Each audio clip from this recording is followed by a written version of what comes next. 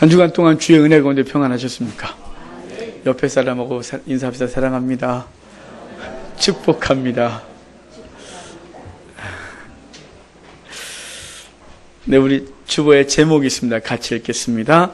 정의와 공의를 행하라. 아멘. 오늘 제목이 좀 무겁죠? 하나님은 예레미야에게 왕의 집에 내려가라고 합니다. 왕의 집, 곧 왕궁으로 내려가라고 말씀하셨습니다. 그리고 그곳에서 왕과 귀족들과 그리고 백성들에게 말씀을 전하라고 하셨습니다. 하나님은 21장에서 시드기야의 죄를 책망하시면서 이제 그들에게 선택할 것을 요구하셨습니다. 그런데 오늘 본문은 그 이전의 왕들, 시드기야가 남유다의 맨 마지막 왕인데요. 그의 형제들이며 조카였던 여호아하스, 여호야김, 여호야긴에 대한 심판의 말씀이 오늘 22장 전체의 내용입니다. 그런데 오늘 본문은 단순히 심판에 대한 말씀만 하지 않습니다. 21장에서 생명의 길과 사망의 길을 너희 앞에 두었나니 너희가 오늘 날 선택해라고 했다면 오늘도 하나님의 백성들이 어떻게 살아야 되는지에 대한 말씀을 주시면서 이제 어떻게 살아야 되며 그 결과가 어떻게 된 것인지를 말씀하시고 우리에게 그 삶을 요구하십니다. 오늘 말씀을 통해 주님께서 이 시대에 주의 백성이 요구하시는 삶이 무엇인지 알고 그렇게 살 수 있는 힘이 공급되는 시간이 되기를 바랍니다. 먼저 이 말씀을 들어야 할 대상에 대해서 말씀해 주고 있습니다. 이미 1절과 2절 읽었지만 다시 한번 읽도록 하겠습니다. 1절, 2절입니다. 여호와께서 이와 같이 말씀하시되 거기에서 이 말을 선언하여 이르기를 다윗의 왕위에 앉은 유다 왕이여 너와 내 신하와 이 문들로 들어오는 내 백성은 여호와의 말씀을 들을지니라. 아멘. 하나님은 예레미야에게 유다 왕의 집에 내려가라고 하시고는 왕과 신하들과 백성에게 여호와의 말씀을 선포하여 들리라 이렇게 말씀하고 있습니다. 이유는 이렇게 선포하러 가신 이유는 그들로 말씀을 듣게 하여 그 길에서 그 죄악된 길에서 돌이키게 하고자 하심이었습니다. 그런데 이렇게 가서 말씀하라고 하신 내용은 잠시 후에 좀 보겠지만 예레미야가 생명을 내놓지 않으면 전할 수 없는 말씀이었습니다. 그러니까 이 말씀을 전하면 예레미야는 죽을 수도 있었던 말씀들이었습니다. 왜냐하면 왕들을 거론하고 그 왕들을 책망하며 왕들에게 심판받을 것을 이야기하고 있기 때문에 예레미야는 죽을 수도 있었습니다. 그럼에도 불구하고 예레미야는 하나님의 명령에 순종하여 이 말씀을 다 선포하는 것을 볼 수 있습니다. 지금도 주님은 우리에게 이 사명을 감당하라고 요구하십니다. 세상의 임금들과 권세들 그리고 주님을 대적하는 모든 사람들에게 주님의 말씀을 전하라고 말씀하고 계십니다. 그 말씀을 전하라고 했는데 그 말씀의 주 내용은 사실은 심판입니다. 이 명령은 어제 오늘에 주어진 것이 아닙니다. 이것은 구약의 선지자들뿐만 아니라 예수님도 이 땅에서 그 말씀을 증거하셨고 사도들과 그들을 이은 모든 믿음의 선진들이 모든 세대와 사람들을 대상으로 하여 끊임없이 증거했던 것입니다. 그리고 그때마다 주의 말씀을 전했던 사람들에게는 세상의 칭찬과 영광이 있지 않았습니다. 하늘에서는 영광의 상급을 받았지만 이 땅에서는 환난과 고난을 당하는 것이 이 말씀 증거자들의 삶이었습니다. 그럼에도 불구하고 사도 바울은 말씀을 전하기에 게으른 우리들을 향하여 이렇게 말해주고 있습니다. 그들이 믿지 아니하는 자를 어찌 부르리요 듣지도 못한 이를 어찌 믿으리요 전파하는 자가 없이 어찌 들으리요 보내심을 받지 아니하였으면 어찌 전파하리요 기록된 바 아름답도다 좋은 소식을 전하는 자들의 발이요 함과 같다 이렇게 말씀했습니다. 그러니까 누군가가 예수를 믿으려면 들어야 하고 그가 듣기 위해서는 누군가가 전해야 한다는 것입니다. 그러니까 너희가 전하지 아니하면 아무도 주님을 알지 못한다고 사도 바울은 말했고 그러므로 이 시대의 저와 여러분들은 비록 세상이 주의 백성들을 향하여 대항하고 싫어하지만 그럼에도 불구하고 예수 그리스도를 증거하는 이 사명을 끊임없이 해야 한다는 사실을 기억하시기를 바랍니다. 예레미야에게 왕들과 종들 그리고 그 백성들에게 말씀을 전하라고 하신 이유 그것은 그 말씀을 들어야 하고 그 죄악에서 돌이켜야 했기 때문입니다. 본문의 백성들에게 그럴 필요가 있어서 말씀을 증거했다면 마찬가지로 이 시대의 사람들도 주의 말씀을 듣고 돌이켜야 하고 그들도 생명 얻어야 하기 때문에 저와 여러분들은 이 사명을 감당해야 하는 것입니다. 바라기는 저 여러분들이 주께서 부르시는 날까지 이 사명 감당하는 복이 있기를 주의 이름으로 축복합니다. 이렇게 백성들에게 들으라고 하신 주님은 그 땅의 백성들에게 원하셨던 것이 있습니다. 우리 3절입니다. 3절 같이 읽겠습니다. 여호와께서 이와 같이 말씀하시되 너희가 정의와 공의를 행하여 탈취당한 자를 압박하는 자의 손에서 건지고 이방인과 고아와 과부를 압제하거나 학대하지 말며 이곳에서 무지한 피를 흘리지 마라. 아멘. 하나님 그 백성들을 향하여 원하신 것이 뭐냐면 정의와 공의입니다. 정의는 히브리어로 미슈파트라고 말하고 공의는 체다카라고 말합니다. 이 두 단어는 대단히 중요한 용어입니다. 성경에서 종종 함께 연결되어 쓰였습니다. 이 두 단어는 모두 율법과 관계되어 그 율법의 근거에서 살아가라고 할 때 쓰였는데 미슈파트는 사사나 왕들이 시행하여야 할 언약의 율법과 규례와 관련하여 쓰여졌고 체다카는 여호와의 규례와 표준에 맞추어 모든 사람이 바르게 행하라고 할 때 사용되었습니다. 그러니까 왕과 모든 백성들은 모든 사실을 다 고려한 후에 정의롭고 공유롭게 공평하게 행동해야 함을 주님께서 말씀해 주시고 있는 것입니다. 특히 본문의 말씀의 대상이 되고 있는 왕들은 누구보다도 더 정의와 공의롭게 행하지 아니하면 그 백성과 민족이 망하고 고통을 당하기 때문에 선자들은 그렇게 행해야 했던 것입니다. 그런데 본문 3절을 보면 이제 그들이 공의와 정의를 어떻게 대했는지를 볼 수 있습니다. 공의와 정의를 어떻게 행하라고 하는지 3절을 얘기해 주는데 3절이 이래요. 탈취당한 자를 압박하는 자의 손에서 건지고 이방인과 고아와 과부를 압제하거나 학대하지 말며 이곳에서 무지한 피를 흘리지 마라. 이것이 공의라고 말하는 것이에요. 그런데 그들은 이 모든 것을 실행하지 않았습니다. 도리어 탈취하고 이방인과 고아를 압제하고 학대하며 무지한 자의 피를 흘렸던 것입니다. 그래서 하나님은 그들을 책망하고 있는 것입니다. 이렇게 탈취하고 압제하며 무지한 자의 피를 흘리는 이유는 그 목적한 바가 있어요. 그렇게 악하게 살아가는 그 이유, 목적한 어떤 것을 이루기 위하여 그들이 탈취하고 압제하고 학대하고 무지한 자의 피를 흘려대는 것입니다. 그 목적이 13절과 14절이에요. 그들이 왜 그렇게 악하게 살았는지 13절, 14절 같이 읽겠습니다.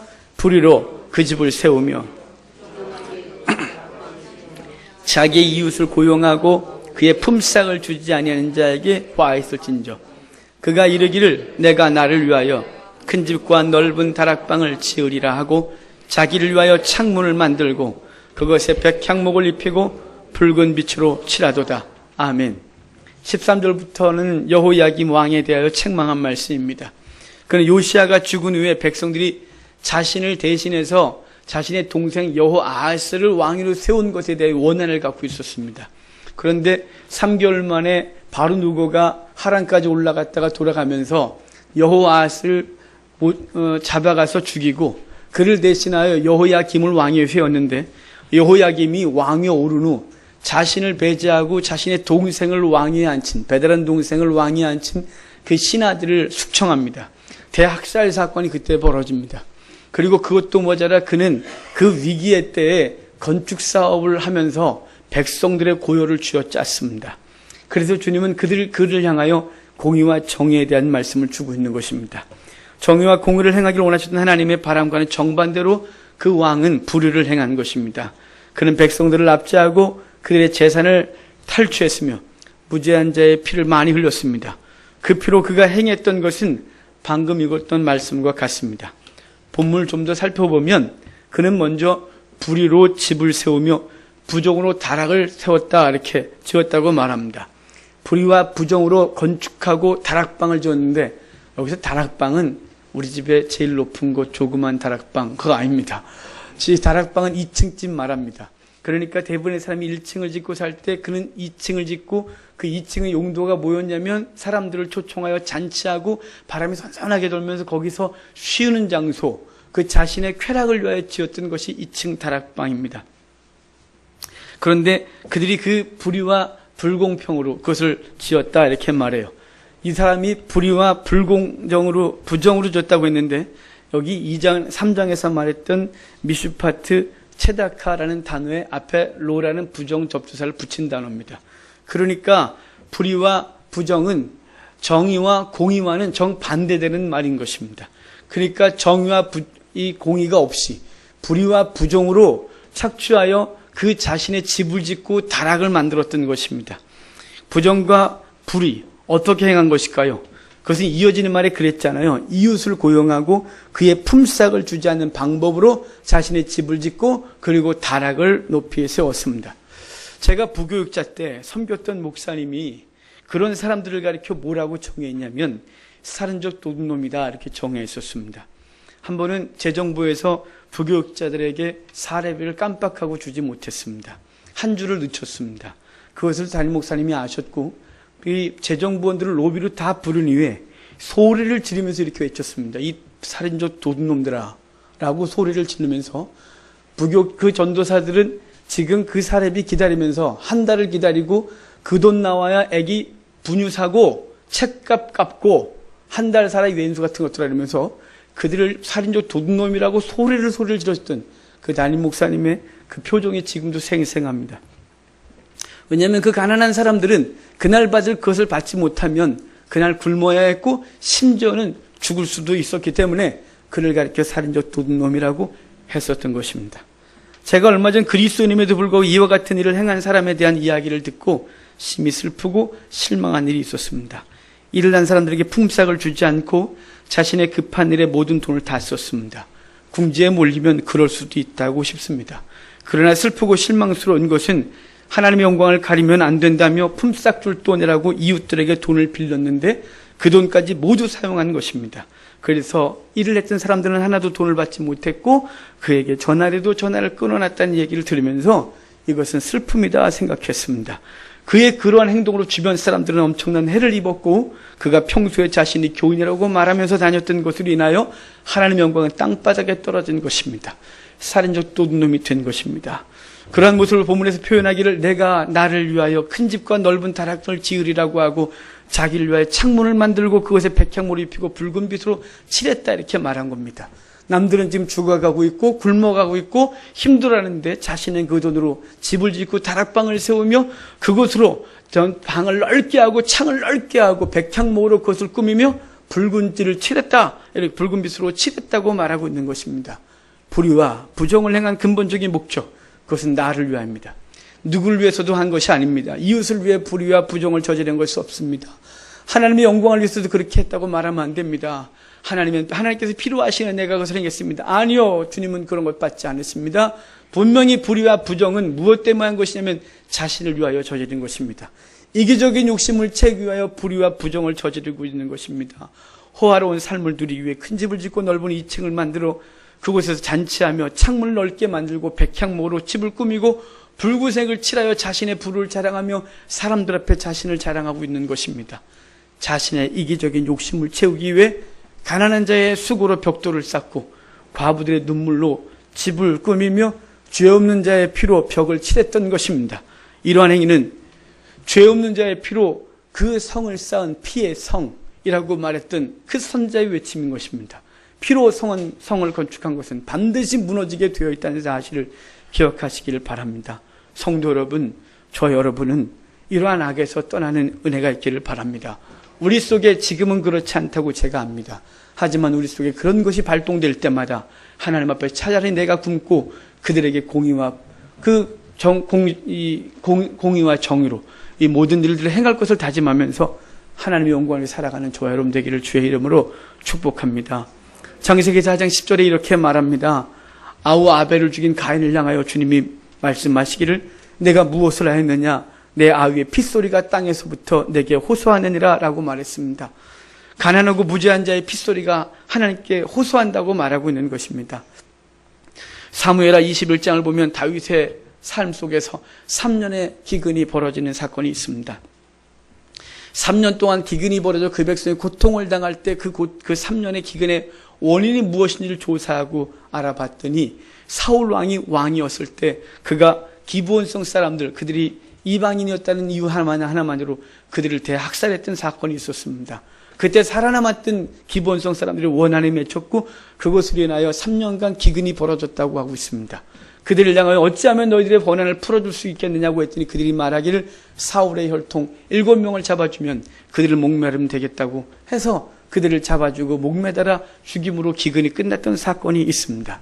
성도 여러분, 누군가의 핏소리가 하나님께 상달되지 않도록 저 여러분들이 공의롭게 살아가기를 바랍니다. 우리들이 악한 행위 때문에 우리들이 행했던 불의와 불법 때문에 누군가가 울고 있고 그 울음이 하나님께 상달된다면 그것은 우리에게 재앙이고 슬픔이 된다는 사실을 기억하고 하나님 앞에서 정의롭고 공의롭게 살아가는 저와 여러분 되기를 주의 이름으로 축복합니다.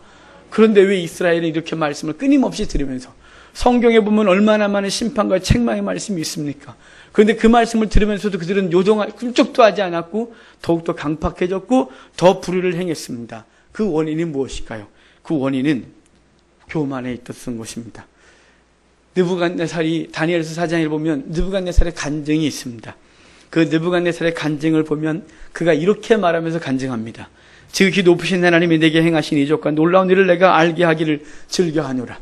자기에게 행하신 그 하나님에 대해 내가 말하고 싶대요. 그것을 말하면서 사람들에게 알게 하는 것은 내게 즐거움이래요. 하나님을 알게 하는데 어떤 이야기에 대한 간증이 있냐면 자신이 평안히 자신의 성에 쉬고 있을 때 잠들었고 그때 꿈을 꾸었답니다. 그 꿈을 꾸었는데 한 큰 나무가 하늘까지 그 높이가 닿는 큰 나무가 있었는데 그 나무에 새들이 와서 깃들고 짐승들과 사람이 그 밑에 가서 쉼을 얻으며 그 열매를 통하여 꿀을 얻었는데 어느 순간 하늘로부터 온 순찰자가 도끼를 갖고 내려와 나무를 쳤고 나무가 쓰러지고 그루터기만 남았다는 꿈을 꿨습니다. 다니엘에게 해석해달라고 했고 다니엘이 해석해 주기를 그 큰 나무는 당신이십니다. 당신이 큰 나라를 만들어 많은 사람들이 당신 아래서 꼴을 먹고 쉼을 얻고 있지만 당신이 교만했습니다. 그래서 하나님 당신의 교만을 무너뜨릴 것이고 이제 7년 동안 그루터기에 남아있듯이 7년 동안 짐승처럼 살다가 어느 날 정신이 돌아와 이 모든 세계를 주관하신 이가 여호와 하나님이신 줄을 알게 하실 것입니다. 라고 했습니다. 그러니까 지금 느부갓네살에게 주신 이 말씀은 느부갓네살의 교만 때문에 무너질 걸 말씀하고 있는 거예요. 그러면서 느부갓네살을 향하여 다니엘이 이렇게 말합니다. 내가 아뢰는 것을 받으시고 공의를 행함으로 죄를 사하시고 가난한 자를 긍휼히 여기시고 여김으로 죄악을 사하소서. 그리하시면 왕의 평안함이 혹시 장구하리이다. 이렇게 말했습니다. 그러니까 그는 교만했습니다. 그래서 무너질 거라는 거예요. 만약에 당신이 그렇지 않길 원한다면 겸손히 행하라고 말씀하고 있는 것입니다. 겸손히 행하라고 하면서 거기서 말한 게 뭐예요? 공의를 행함으로 죄를 사하고 가난한 자를 긍휼히 여기소서 이렇게 말하는 거예요. 그러니까 겸손은 뭐냐면 공의를 행하고 그리고 가난한 자를 불쌍히 여기는 것, 그것은 교만의 반대라 이 말이에요.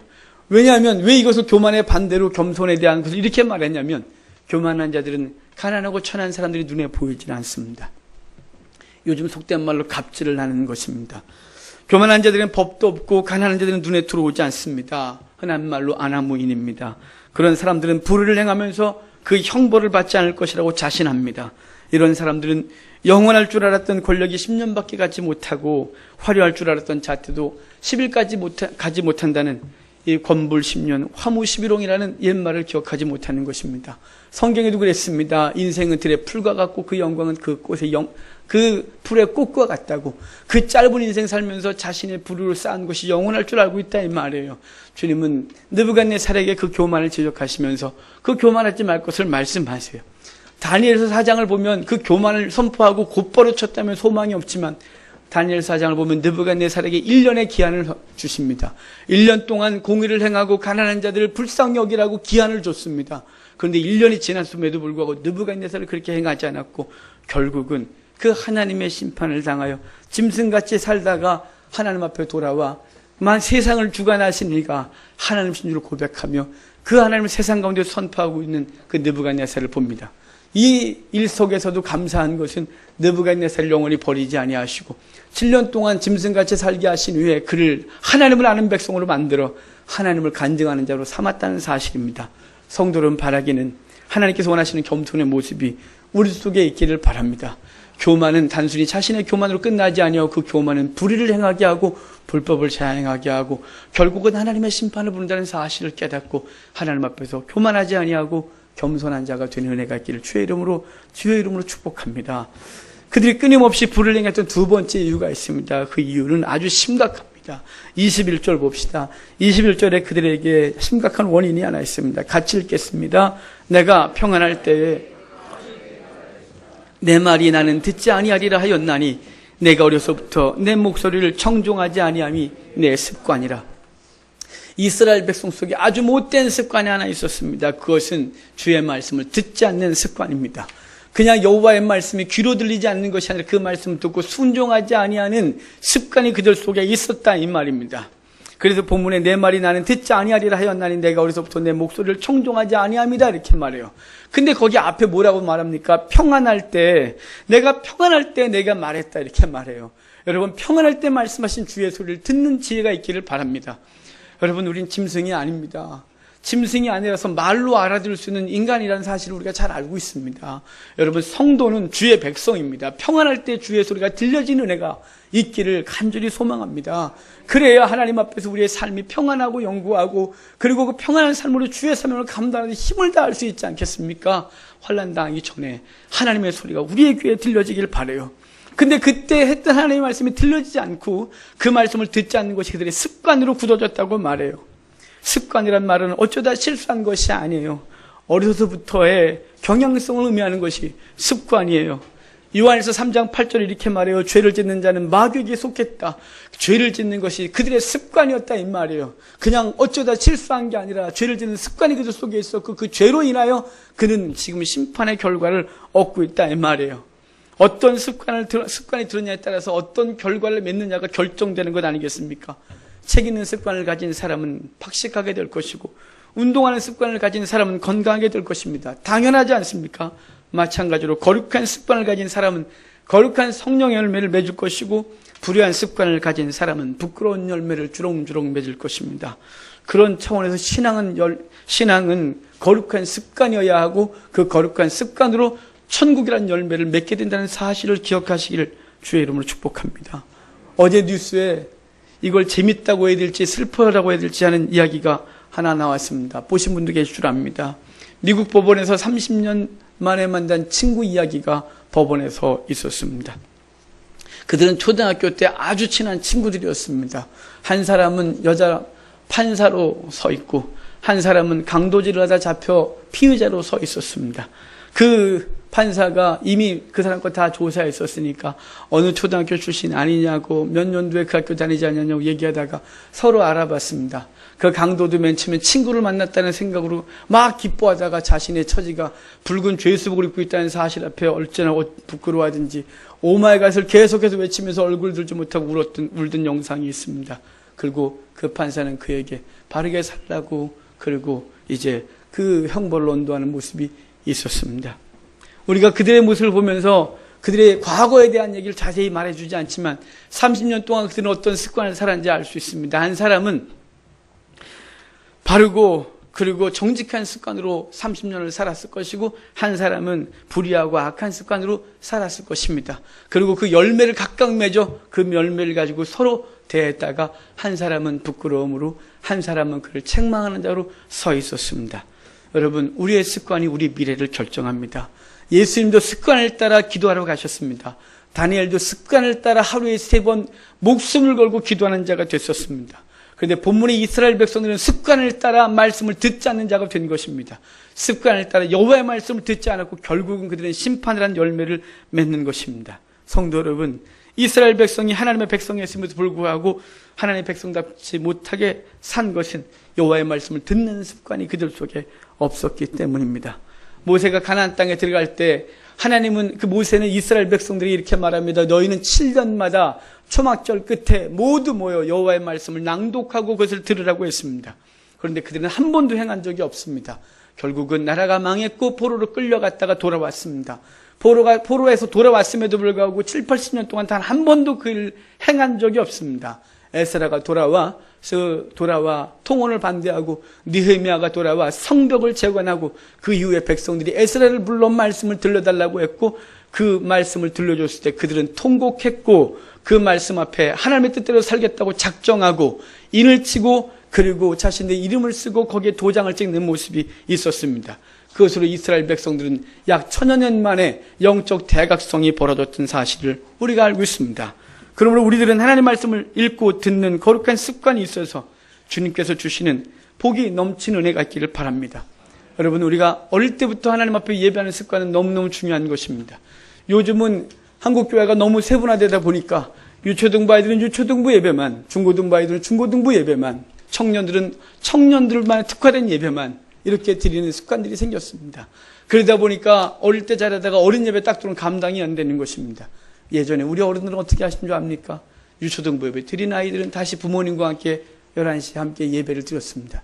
저희 시골 교회는 의자가 없었습니다. 그래서 다 무릎 꿇고 예배 드렸습니다. 수요일, 금요일 다 부모 따라 왔습니다. 비록 옆에서 무릎 빼고 잤습니다. 그리고 그냥 지루해서 어쩔 줄 몰라 했습니다. 예배가 끝나면 무릎을 피면서 허걱거리고 다시는 예배를 드리고 싶은 마음도 있었습니다. 하지만 그때 신앙생활 했던 사람들이 지금 한국교회 40대, 50대에 한국교회를 이끄는 주축이 되어 있습니다. 하지만 그 위에서 20대, 30대 사람들은 어떻게 되어 있습니까? 그냥 청년이 되면 예배에 적응하지 못하고 다 세상으로 떠났고 하나님 앞에 없는 사람들이 됐습니다. 어릴 때부터 거룩한 습관을 몸에 배지 아니하면 그것이 비록 그때는 어려워도 부모가 원망스럽고 힘이 들어도 그 아이에게 복인 줄 알고 우리들이 그 거룩한 습관을 배게 하고 그렇게 하는 우리가 되기를 주의 이름으로 축복합니다. 하나님의 백성들에게 그래서 이렇게 말하는 겁니다. 그 거룩하지 못한 습관이 들었고 그것으로 망하는 그들을 향하여 들으라고 외치고 있습니다. 안타까운 주의 외침이 있어요. 우리 29절 같이 보겠습니다. 29절입니다. 같이 읽겠습니다. 땅이여 땅이여 여호와의 말씀을 들을지어다. 아멘. 왜 이렇게 땅이여 땅이여 땅이여라고 말할까요? 히브리의 특징이 있다 그랬죠. 한 번 말하지 않고 두 번, 세 번 말하면 아주 중요한 거라고, 반드시 성취될 거라고 강조하고 있다고. 그리고 뭘 말씀을 들으라고 이렇게 외치고 있는 걸까요? 땅이여 땅이여 땅이여라고 말하는 건 이제 잠시 후에 이 그 이스라엘 땅이 하나님이 복주셨던 땅이 하나님이 구별했던 그 땅은 심판받아 완전히 멸망할 것이기 때문에 안타까움으로 외치고 있는 것입니다. 마치 지금 사랑하는 어떤 이가 잘못되어 갈 때 외치는 것처럼 그의 이름을 거듭 부르면서 돌이키라고 말하는 것처럼 땅이여 땅이여 땅이여 라고 말했고 무엇인가 들으라고 합니다. 그 들으라는 말씀이 그 다음 절 30절에 나와요. 30절 말씀을 같이 읽겠습니다. 여호와께서 이와 같이 말씀하시니라. 너희는 이 사람이 자식이 없겠고 그의 평생 동안 형통하지 못할지라 기록하라. 이는 그의 자손 중 형통하여 다윗의 왕위에 앉아 유다를 다스릴 사람이 다시는 없을 것입니다 하시니라. 아멘. 그 땅을 외치면서 이렇게 말했어요. 그 땅에 사는 너희, 그 땅에 다시는 평생 동안 형통하지 못하고 그 다윗의 후손의 대가 끊어지지 않겠다고 했는데 다시는 다윗의 왕위에 앉을 자가 없을 것이라고 말하고 있는 거예요. 그 소리를 들어야 되는데 그들이 듣지 못한 거예요. 주님이 분명히 말씀하셔서 여호와를 경외하는 자는 천대를 복을 받을 것이라고 말했고 여호와를 경외하지 않는 자는 3, 4대가 있으면 망할 것이라고 말했는데 그 지금 당장 자기 때 살만하다고 뒤를 돌아보지 않는 자는 지혜롭지 못한 것입니다. 나는 살만한데 내 후손이 망하는 걸 보면서 즐거워할 자는 아무도 없지 않겠습니까? 히스기야가 내탕고를 바벨론 사신에게 보여줬을 때 이사야 선지자를 만났고 이사야 선지자가 무엇을 했느냐 그랬더니 내탕고를 보여줬답니다. 그래서 이사야 선지자가 이렇게 말해요. 당신이 보여준 그것은 후에 바벨론으로 다 옮겨갈 것이고 당신의 후손들은 환관으로 끌려간다고 했을 때 히스기야의 대답이 얼마나 당황스러운지 내 때가 아니니 하나님은 선하십니다 이렇게 말하는 거예요. 무릎 꿇었어야죠. 외쳤어야죠. 부르짖었어야죠. 무릎 그 발목을 잡고 하나님 앞에 기도해야죠. 자신이 바벨론 사신에게 여호와를 보여주지 아니하고 썩어질 재물을 보여주며 이것이 내 힘이라고 말했던 것을 회개하며 하나님 내 후손과 내 민족이 그렇게 되면 안 된다고 기도했어야죠. 히스기야는 뭐라냐면 내 때가 아니니 주는 선하시답니다.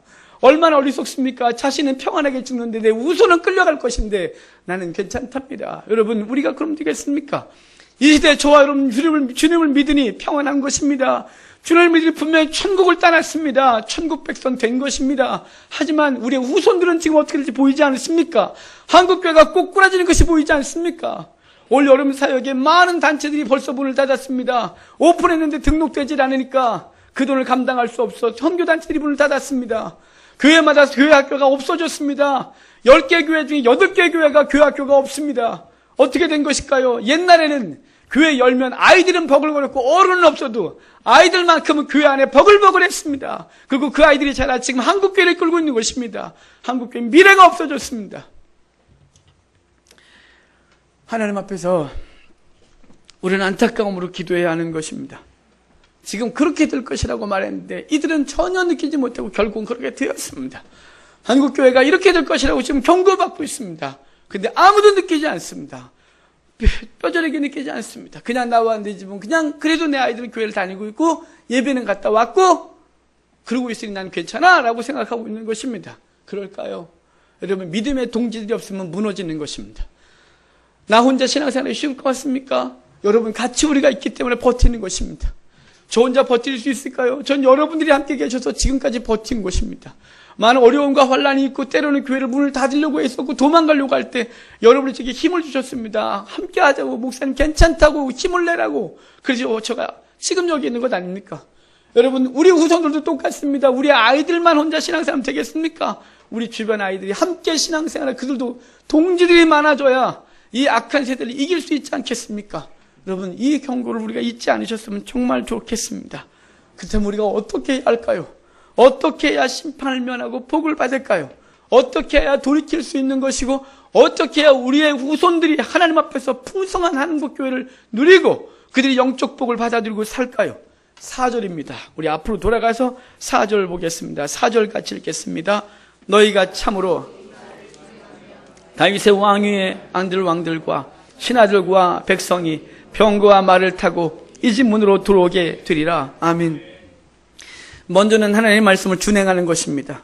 21절에서 지적했듯이 듣지 않는 습관을 버리고 하나님의 말씀에 순종하는 것입니다. 그렇게 되면 다윗의 왕위에 앉을 왕들과 신하들과 백성이 병거와 말을 타고 이 집 문으로 들어오게 될 것이라고 말씀했습니다. 바라기는 하나님의 말씀 우리의 생각과 다르고 세상 요구와 그것이 대립된다 할지라도 오직 주의 말씀을 준행하며 살아가는 저와 여러분 되기를 바랍니다. 하나님의 복을 받는 시작이 듣고 준행하는 것이라면 구체적으로 어떻게 준행해야 되는지를 또 우리에게 말씀해 주십니다. 오늘 제목과 같은데 15절입니다. 우리 15절도 같이 읽도록 하겠습니다.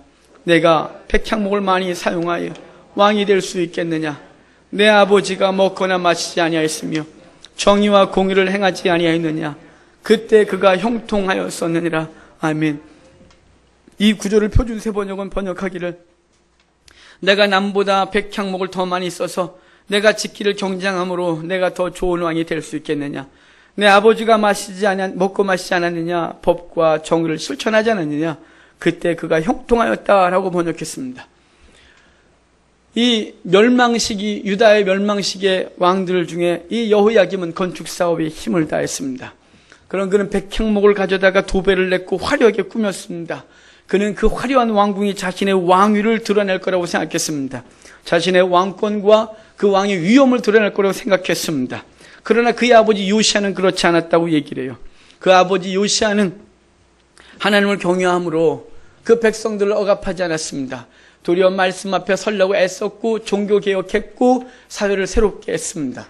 그 왕을 향하여 주신 본문에 이렇게 말하고 있는 것입니다. 내 아버지가 먹고 마시지 않았느냐? 법과 정의를 실천하지 않느냐? 그때 그가 형통했다.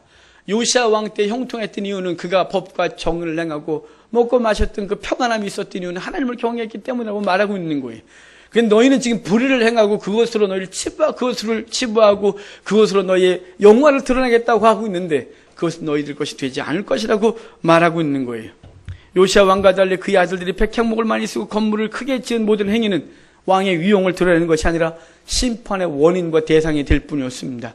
여러분, 우리가 이 땅을 살면서 공의롭게 행하지 않은 것, 그것으로 우리의 삶을 쌓고 성을 건축하면 그것이 당장 좋고 그것에서 쉼을 얻는 것 같지만 반드시 선지서들이 말하는 건 그 성은 무너진다 이 말이에요. 그래서 우리 한인교회가 하나님 앞에서 바르게 하자고 우리가 교회 다니는 사람을 전도하지 아니하고 동독원에 성경을 공부하는 사람이 우리 교회로 오려고 하면 내어졌고 우리가 하나님 앞에서 바르게 가지고 몸부림치고 있습니다. 저 여러분들이 삶 속에서도 지금 그런 줄 압니다. 여러분, 그렇게 쌓아가는 것이 아름다운 성을 건축하는 것입니다. 여러분, 힘들고 더디고 그리고 그것이 버거워도 하나님이 복 주시는 것입니다. 아무리 빨리 쌓고 높이 쌓아 그것이 우리의 위용을 드러낸다 할지라도 그것은 심판의 원인이고 대상일 뿐임을 기억하고 하나님 앞에서 경건하고 바르게 살 수 있기를 바랍니다. 그리고 6절에 이렇게 말해요. 내가 네게 길르앗 같고 레바논의 머리나 내가 반드시 너로 광야와 주민이 없는 성읍같이 되게 하겠대요. 여기 길르앗 같고 레바논의 머리라고 말하는 것은 그 길르앗과 레바논은 나무가 많이 자란 지역이에요. 특별히 레바논 땅에서 백향목을 갖고 왔고 길르앗 땅에서 잡목이었던 그 상수리 나무를 잘라다가 그것으로 많은 것을 보충했어요. 그러니까 지금 예루살렘 성전을 향하여, 성을 향하여 사람들은 뭐라고 말했냐면 레바논 숲의 집 이렇게 말했어요.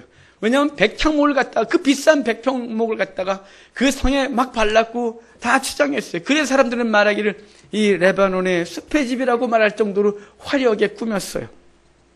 하지만 그것은 반드시 무너질 것이라고 말하는 거예요. 사람이 없는 광야와 같고 거민이 없는 집과 같이 되겠다고 말씀하고 있습니다. 성도 여러분, 우리가 건축해야 될 믿음의 집은 백향목이라고 그 백향목이나 화려한 것으로 건축하는 것이 아닙니다. 세상 사람들에게 버림받고 바보 취급받는 공의와 정의로 지어진다는 사실을 기억하시길 바랍니다. 그렇게 지어진 신앙과 삶의 집이 영원하고 영원할 줄 믿고 그렇게 사는 우리가 되기를 주의 이름으로 축복합니다. 여러분, 우리에게 공의와 정의가 항상 있읍시다. 오늘보다 내일 좀 더 있읍시다. 내일보다 모레 좀 더 있읍시다. 그래서 하나님이 찾으시는 한 사람, 저와 여러분 되기를 바랍니다. 말씀을 마치기는 우리 16절 한 절만 마저 읽고 같이 읽겠습니다. 16절입니다. 같이 읽겠습니다. 그는 가난한 자와 궁핍한 자를 변호하고 형통하였나니 이것이 나를 알미 아니냐, 여호와의 말씀이니라. 요시아의 행위에 대해서 얘기했던 것입니다. 그는 가난한 자를 변호하고 가난한 자와 궁핍한 자를 변호하고 형통했다고 말해요. 이것이 공의다 이렇게 말하는 것입니다. 여러분, 우리가 하나님이 원하시는 이 공의, 정의의 삶을 살아 하나님께서 주시는 형통이 우리의 삶 가운데 있고 그 형통함으로 주의 복음 증거하고 하나님의 나라를 세우는 은혜가 있기를 주의 이름으로 축복합니다. 기도하겠습니다.